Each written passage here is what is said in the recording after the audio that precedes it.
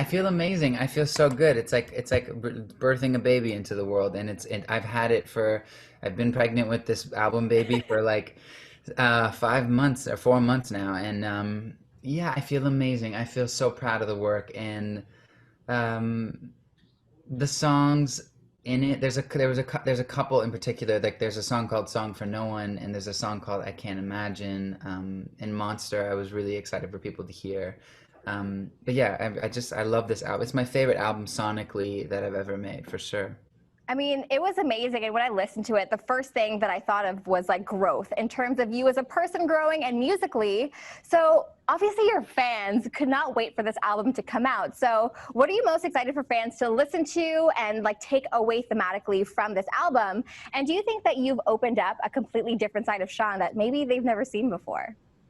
I don't know. I imagine so. I think the interesting thing about making and releasing music is that no matter how relevant, I mean, I'm always with myself, so I always know who I am. But musically, the last thing people heard from me was "If I Can't Have You," which I wrote over a year ago, year and a half ago. So I'm a completely different person. So I always forget how much I've grown from song to song. So I imagine people are going to be like, "Oh, maybe he went a little further with things that than they were thinking." But yeah, I think thematically, I just wanted people to feel a sense of reflection of the last year and a half, and celebration, because this music to me was so inspired by Frankie Valli in the '60s and the Beatles and the Beach Boys, and Yes. I just wanted it to feel like that type of celebration. No, I definitely felt that vibe throughout the entire album. And I know when it comes to making an album, there's like so much pressure, there's so much work that goes into it. And every album's different in terms of the creation process because like you might be in a different headspace. So when it came to this album, what was the biggest challenge that you had to face? I think the biggest challenge I had to face, which happened immediately, which was I need to like drop expectations and stresses of if people are going to like this or not. And Hmm. I had to free myself from the fear of judgment. And I think once I kind of got over that and I started making music just because I like to make music, I started creating music that I really loved. And I started creating music that felt like it was tapping into another side of me that I haven't kind of found before. And it was the biggest kind of blessing during the process for me. And that's something really important that you mentioned is kind of releasing yourself of that pressure. That was actually literally the next question that I had written, so you answered that. But I want to get into like, how did you get to that point? Because that's a really tough thing to do, just like let go of people's opinions and be like, hey, I'm just doing this for me at this point. Well, I don't think it just happened. Like I definitely don't, I certainly don't think I've just done that. Like I think it's a Hmm. constant reminding every day. Like you, I mean, for me, there was a moment in January when I went to write an album and I was riddled in anxiety and stress because I wanted people to like it so bad that I felt like I couldn't write a single song. And that was a sign that I needed to reevaluate why I make music. And I make music because I love to make music, not necessarily because it has to be the most popular music in the world. And I can say that out loud, but to believe that is another thing. And to believe that is a real practice. And I really think that when it comes to art, it's completely depends on who's listening. Hmm. And when I kind of just let that be, I freed myself to make music that I love. And it was already a success at that point. Moving past that, everything is just cherry on top. Do you think because you have released that aspect of it, you enjoyed making this album Oh my more in God, comparison to your other ones? times 1 million. And I think Yeah. it's a lesson for me moving forward that like there is no reason I need that anyone should ever put that much pressure on themselves to make every single person in the world like what you've done. Hmm. It's unrealistic and it's unfair, and no one should feel that pressure. And the truth is we make music to make ourselves happy, and if we make one extra person happy, we've already done the job. So yeah, it's been an amazing process in a really weird time, in a really crazy time, in a hard time for people, but it's been a blessing and a silver lining for me. Yeah. Now I want to get into some of the songs on the album. First of all, I want to talk about Always Been You.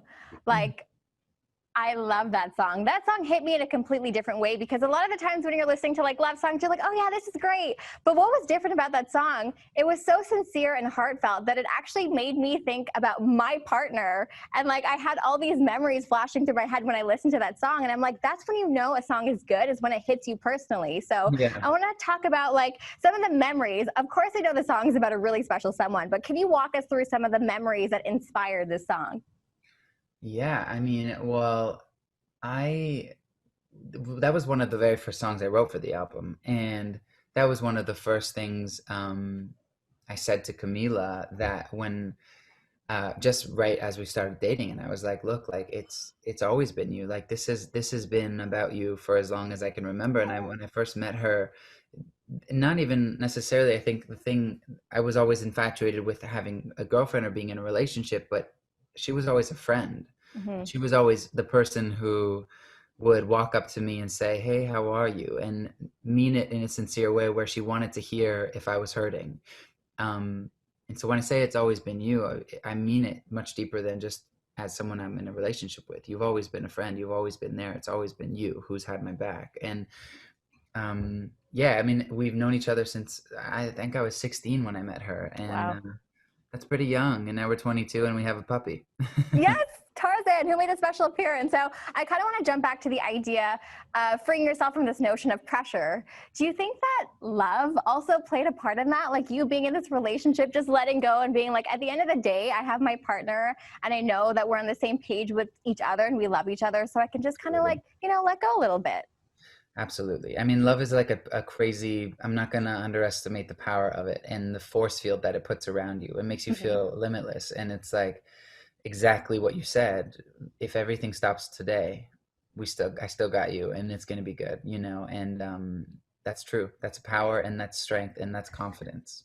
That's so sweet. I'm like, I'm listening to this and I'm like, you guys are on the top of my list of like couples that I ship. So, so happy that like she inspired that song. It was such an amazing song. Now, another song that I loved is Monster. Like when this collaboration was released, I'm like, dreams come true.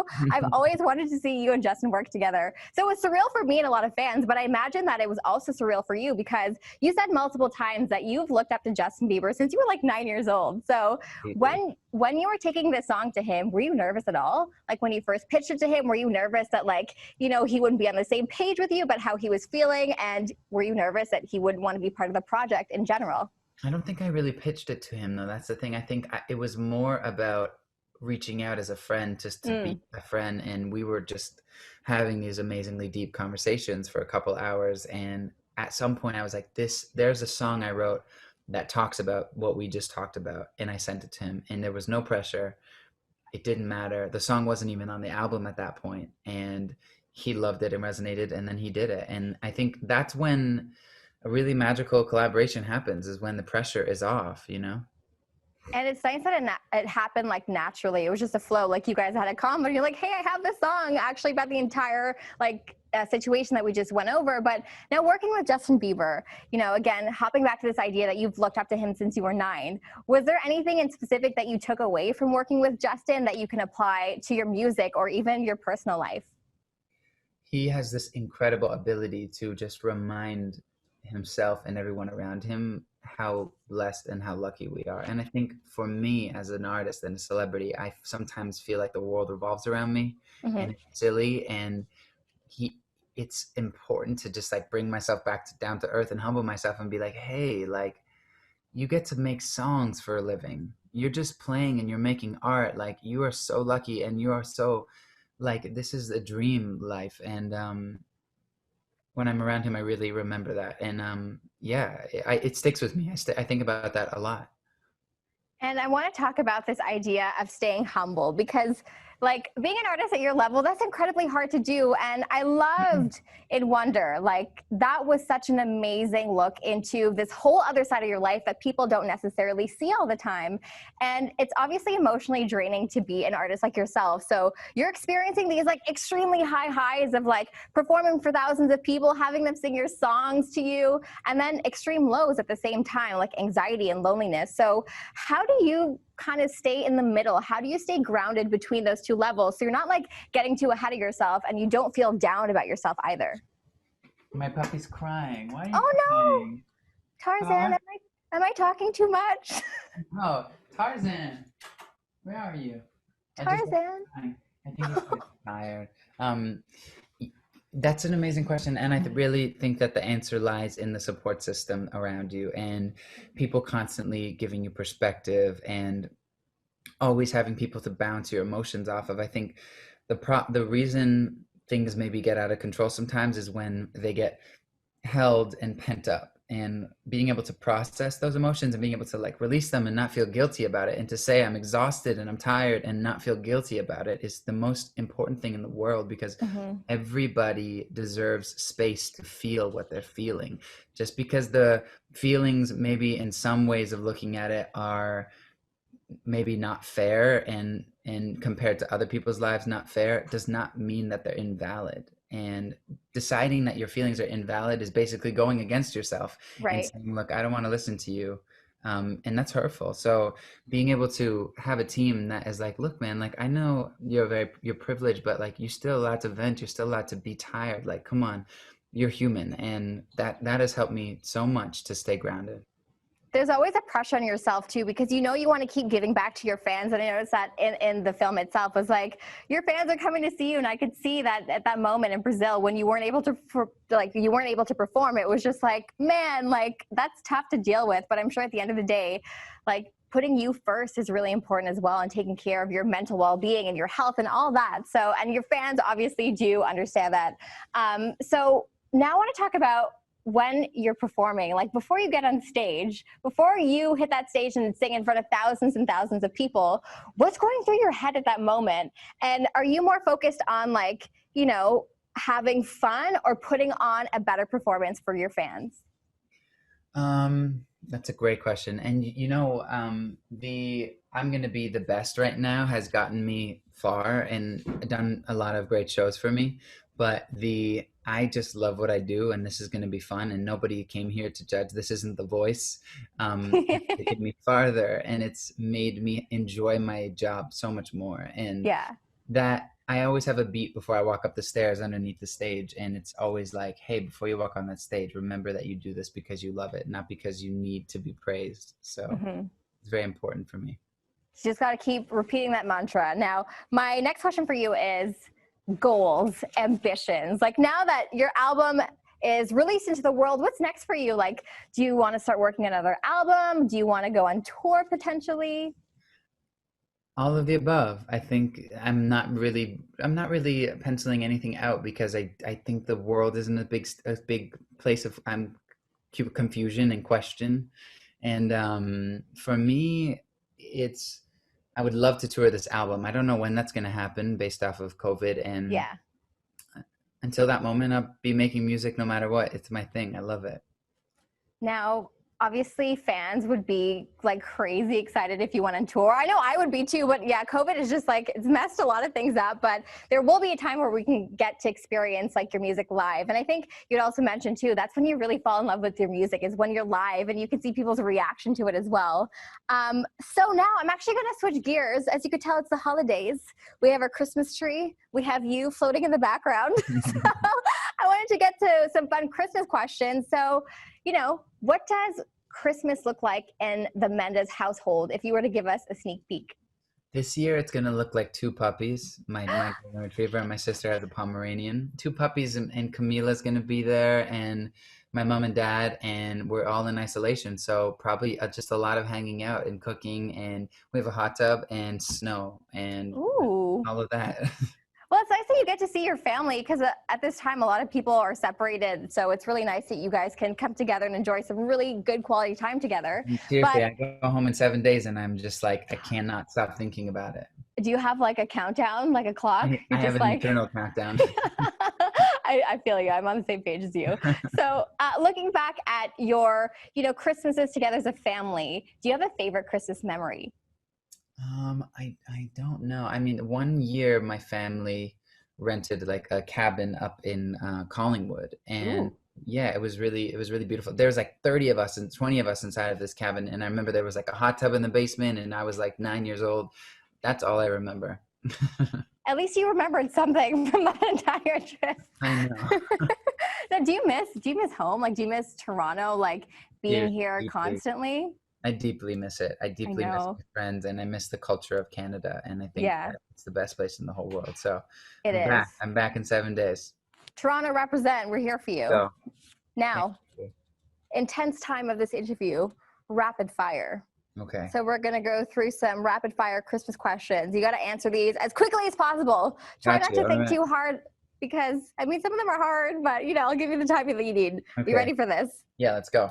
All right. Will we ever get a Shawn Mendes Christmas album? Yeah, of course. Drop it next year? We'll see. Maybe. Have you been naughty or nice this year? I hope so. I hope I've been nice. I hope so too. Stuffing or dressing? Stuffing or dressing? I don't even know how to answer that, but probably stuffing. Okay. I asked the same question. So apparently dressing is stuffing. Like, have you heard that term before? It's the same Never. thing. Oh, Here we never. go. Stuffing it is.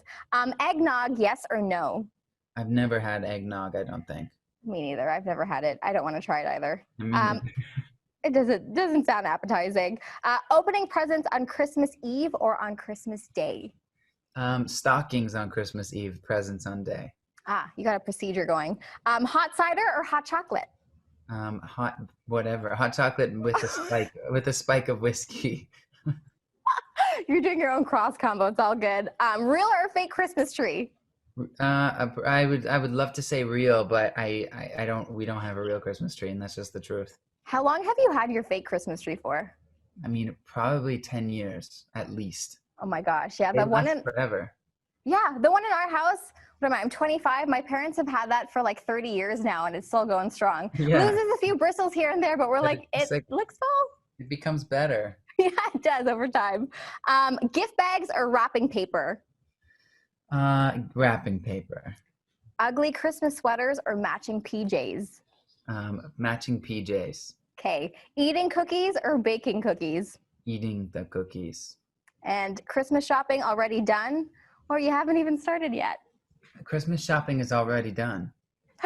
Really? Yeah, I'm on that. Wow. When did you get that done? I mean, Amazon is a great thing. Very, very true.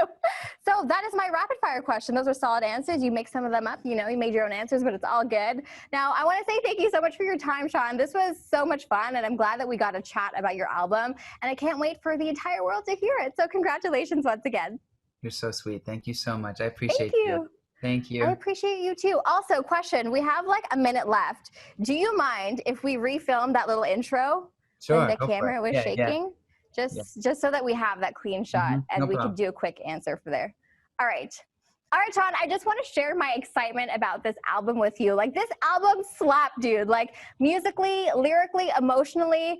I was like listening to this album and I cried. I wanted to dance. I wanted to do all of the things. So, how do you feel now that it's out there for everyone to hear and experience? Because to me, it really was an experience.